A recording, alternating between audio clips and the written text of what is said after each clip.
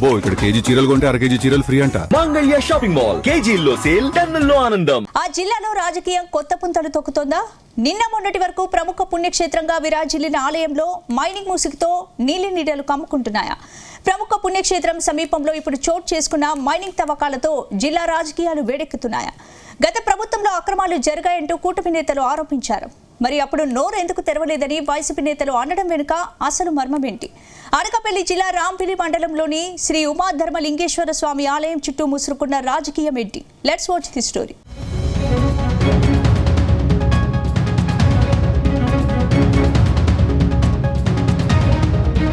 పూర్వకాలంలో యమధర్మరాజు పూజించి నిర్మించిన ఆలయం. ఆ తరువాత ధర్మరాజు సహా పాండవులు పూజించిన ప్రముఖ శైవ క్షేత్రం పంచదార్ల ఉమాధర్మలింగేశ్వర స్వామి ఆలయం. ఈ ఆలయం ప్రాంగణంలో 5 నీటి దారులు నిరంతరాయంగా పారుతూ ఉండటంతో దీనికి పంచదారల అనే పేరు వచ్చిందని స్థల పురాణం చెప్తుంది.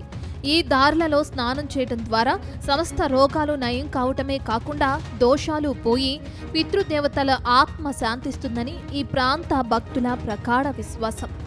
ఈ దారలు ఎక్కడి నుంచి వస్తున్నాయనేది ఇప్పటికీ మిస్టరీ అంటున్నారు స్థానికులు. అయితే కొద్ది రోజులుగా ఈ దారాల నుంచి బురద నీరు వస్తుందని ఆరోపణలు ఉన్నాయి. దీనికి కారణం పంచదారల క్షేత్రానికి 2 కిలోమీటర్ల దూరంలో ఫణిగిరి కొండపై జరుగుతున్న మైనింగే కారణమని తీవ్ర స్థాయిలో నిరసన ప్రదర్శనలు, పోరాటాలు, ఉద్యమాలు జోరందుకున్నాయి. ఎక్కడో మైనింగ్ జరిగితే ఎక్కడా దారాల వెంట బురద నీరు వస్తుందని అనడంలో ఎంతవరకు నిజం దాగుందో అర్థం కావటం లేదని పలువురు వాదిస్తున్నారు. ఫణిగిరి కొండను బొడిగుండు కొట్టక వెనుక అసలు నిజాలు ఏంటని ఇప్పటికీ అంతుపట్టడం లేదని అంటున్నారు.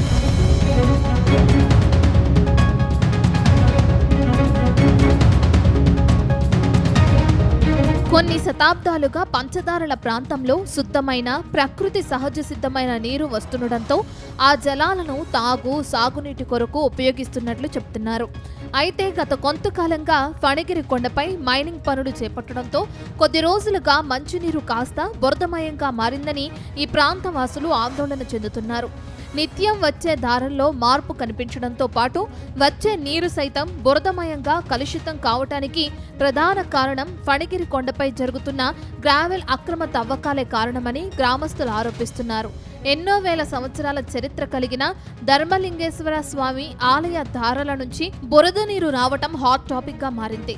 ఎంతో ప్రసిద్ధిగాంచిన ఈ ఆలయంలో ఇలాంటి ఘటనలు చోటు చేసుకోవడం వెనుక కూటమి పార్టీ నేతల హస్తం ఉందని వైసీపీ నేతలు ఆరోపిస్తున్నారు. పంచదారుల కొండని ఈరోజు కలుషితం చేసి దుర్మార్గంగా స్వార్థపూరితమైనటువంటి ఆలోచనలతో ఇక్కడ ఎంపీగా వచ్చి కడప నుంచి వచ్చినటువంటి ఒక కర్కోటకుడు ఇక్కడేమో ఒక పార్లమెంట్ సభ్యుడిగా అయ్యి ఇక్కడేమో అక్కడ రిత్విక్ కన్స్ట్రక్షన్స్ పేరు మీద ఇష్టారాజ్యంగా గ్రావెల్ దోచుకు వెళ్ళిపోతున్నటువంటి పరిస్థితి.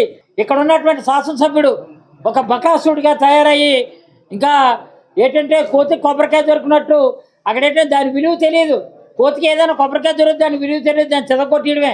అలాగే పంచదారుల కొండని ముక్కలు చేసేసి ఇలా చూచుకుండా గ్రామానికి గణపతి గ్రామానికి అడ్డు దారేసేసి అక్కడ ఉన్నటువంటి గ్రామాలంతా అమ్మేద్దాం అని చెప్పేసి కోట్లన్నీ కూడా సంపాదించినటువంటి శాసనసభ్యుడు ఒక పక్క, ఎంపీ మరొక పక్క ఇష్టారాజ్యంగా ఇలా చేస్తున్నప్పుడు ప్రజల్లో తిరుగుబాటు వచ్చింది. ఇక పురాతన ఆలయాల్లో ఒకటైన ధర్మలింగేశ్వర స్వామి ఆలయ దారల్లో బురద నీరు రావటంపై వైసీపీ నేతలు బగ్గుమంటున్నారు. అక్రమ మైనింగ్ జరుగుతున్న కారణంగా వైసీపీ నేతలు పంచదారుల ప్రాంతంలో పర్యటించి ధర్మలింగేశ్వర స్వామి ఆలయాన్ని పరిశీలించారు. అనంతరం పెద్ద ఎత్తున వైసీపీ నేతలు ఫణిగిరి కొండ ప్రాంతంలో నిరసన ప్రదర్శనలు చేపట్టారు. పంచదారుల క్షేత్రాన్ని శాశ్వత నో మైనింగ్ జోన్ గా ప్రకటిస్తూ జీవో విడుదల చేయాలని డిమాండ్ చేయడం ఇప్పుడు చర్చనీయాంశంగా మారింది. అంతేకాదు ప్రభుత్వం నుంచి జీవో విడుదలయ్యే వరకు వైసీపీ ఉద్యమం ఆగబోదని వైసీపీ నేతలు భీష్మించుకుని కూర్చున్నారు. అటు పార్లమెంటులోనూ పంచదారుల అక్రమ మైనింగ్ అంశాన్ని చర్చకు లేవనెత్తుతామన్నారు.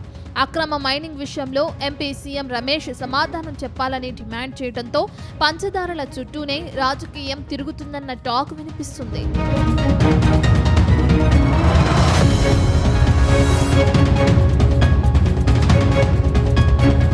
గతంలో పంచదార క్షేత్రంలో అక్రమ మైనింగ్ పై మాట్లాడిన డిప్యూటీ సీఎం పవన్ కళ్యాణ్ తన చిత్తశుద్ధి నిరూపించుకోవాలని వైసీపీ నేతలు పట్టుపడుతున్నారు. పంచదారల కొండ చుట్టూ 30 కిలోమీటర్ల మేర నో మైనింగ్ జోన్ గా ప్రకటించాలని పవన్ కు సవాల్ విసురుతున్నారు. గతంలో ధర్మలింగేశ్వర స్వామి ఆలయంతో పాటు పంచదారల సముదాయాన్ని ఆధ్యాత్మిక పర్యాటక కేంద్రంగా అభివృద్ధి చేయాలని పవన్ సూచించిన విషయాన్ని కారణం ధర్మశ్రీ గుర్తు చేస్తున్నారు.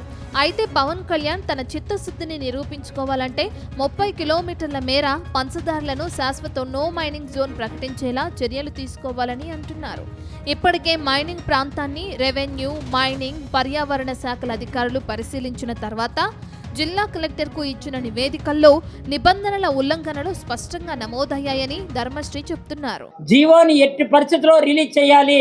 నో మైనింగ్ జోన్ కింద దీన్ని ప్రకటించడమే కాదు, ఇమీడియట్గా జీవోని రిలీజ్ చేసే వరకు ఇది ఎట్టి పరిస్థితుల్లో 32 కిలోమీటర్లు ఈ పంచదార కొండని నో మైనింగ్ జోన్ కింద ప్రకటించడంతో పాటు అధికారికంగా జీవోని ఇష్యూ చేసే వరకు కూడా ఈ పోరాటం మరింత ఉధృతం చేయాలని, అందులో భాగమే ప్రజలు కూడా ఇస్తున్నటువంటి సంఘీభావానికి పెద్ద ఎత్తున అన్ని పక్షాలు కూడా ముందుకు రావాలని. మొత్తం మీద సీఎం రమేష్ ఎక్కడి నుంచి వచ్చారో అక్కడికే పంపుతామని వైసీపీ నేతలు చెప్తున్నారు. అయితే ఎల్లమంచలి జనసేన ఎమ్మెల్యే సుందరపు విజయ్ కుమార్ కు కనీసం సబ్జెక్ట్ కూడా తెలియదని అంటున్నారు. ఊరంతా నోరుంది కదా అని ఏది పడితే అది మాట్లాడితే సహించేది లేదని మర్యాదగా నోరు అదుపులో పెట్టుకుని మాట్లాడాలంటూ దుయ్యబట్టారు. అయితే ఇటు కూటమి అటు వైసీపీ నేతలు సవాలు ప్రతి సవాలు మధ్య పంచదారల పుణ్యక్షేత్రానికి మోక్షం వస్తుందో లేదా రాజకీయ నేతల్లో కబంధ హస్తాల్లో పడి వివాదం సద్దుమణిగిపోతుందో వేచి చూడాల్సిందే.